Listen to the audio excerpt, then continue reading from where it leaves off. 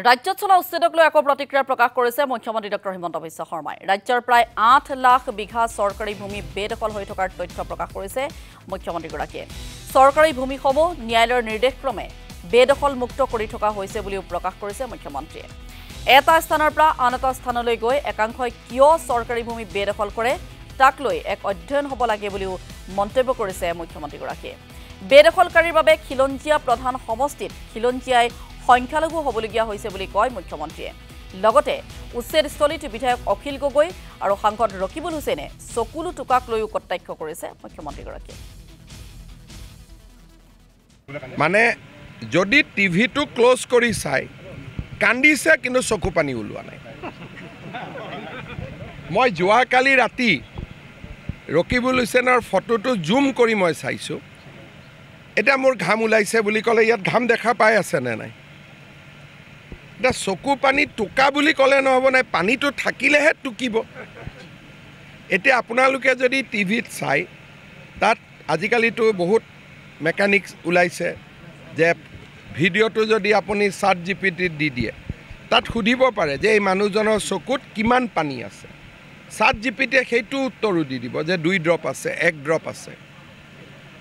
ৰকিবুল হুছেইনৰ কোনো ফটোত চকু পানী নাই আৰু অখিল গগৈয়ে সাৱটি ধৰি কান্দা দেখুৱাইছে যাতে চকুটো টিভিয়ে নেদেখে। আপোনালোকে নিজেই পজিশ্যনিংবিলাক চাই ল'ব। এওঁলোক সংখ্যালঘু মানুহৰো শত্ৰু আৰু সংখ্যালঘু মানুহকো ন্যায় যিসকল 71 চনৰ আগত অহা ভাৰতীয় নাগৰিক তেওঁলোকে ডিচিৰ ওচৰত গৈ আবেদন কৰক। আমিতো কেতিয়াও কোৱা নাই যে আপোনালোকক আমি ৰাস্তা ঘাটত ৰাখিম। আৰু ইমান চৰত মোৰ মাটি আছে, মই তেওঁলোকক একদম লেণ্ড দি দিম। আমাৰ হাতত থকা তথ্য মতে 8 লাখ বিঘা চৰকাৰী মাটি বিভিন্ন পৰ্যায়ত দখলত আছে। ফৰেষ্টৰ মাটিও এই 8 লাখ বিঘাৰ ভিতৰতে আছে। আমি উচ্ছেদ অভিযান কিবা তৃপ্তিৰ কাৰণে নকৰোঁ। তেতিয়া তাত নতুন কথা এটা ধৰাত পৰিছে, যেনেকৈ আজি গোৱালপাৰাত উচ্ছেদ হৈছে, আধা মানুহ বৰপেটা আৰু বঙাইগাঁও জিলাৰ পৰা আহিছে। যদি মই লেণ্ডলেছ, মোৰ নিজৰ জিলাত মই মাটি বিচাৰিম। লখিমপুৰত আমি উচ্ছেদ কৰিছোঁ, দেখা গৈছে যে চাউথ চালমাৰা কৰিমগঞ্জৰ পৰা মানুহ লখিমপুৰত গৈছে। আৰু গৰুখুটিত যেতিয়া উচ্ছেদ হৈছিল আপোনালোকে দেখিছিলে যে ইয়াৰ পৰা বহুত মানুহ ছয়গাঁও বকলৈকে গুচি গৈছিলে।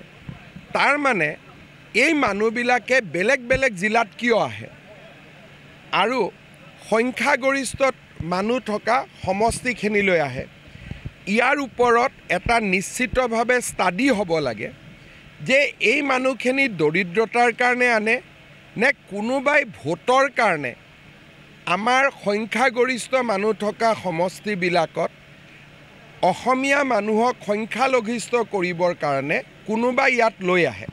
আজি গোলাঘাটৰ এটা সৰু পথাৰ বুলি সমষ্টি আছে, তাত আপোনালোকে দেখি আচৰিত হ'ব যে নগাঁৱৰ ঢিং ৰূপহীৰ পৰা অজস্ৰ মানুহ উৰিয়াম ঘাটলৈকে গৈছে আৰু সমষ্টিটোৰ জনগাঁথনিৰ সামঞ্জস্য ভাঙি দিছে।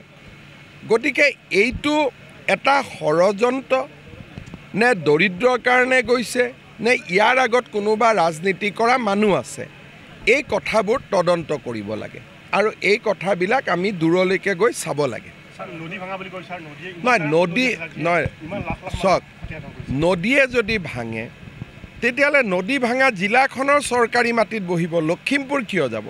আজি যদি লেণ্ডলেছ মানুহ কোনোবা আছে আৰু মানুহজনে যদি প্ৰমাণ কৰে যে মই এইখন চৰতে আছোঁ আৰু মই 1971 চনৰ আগত অহা মানুহ, আমি চৰকাৰে চৰতে মাটি দি দিম।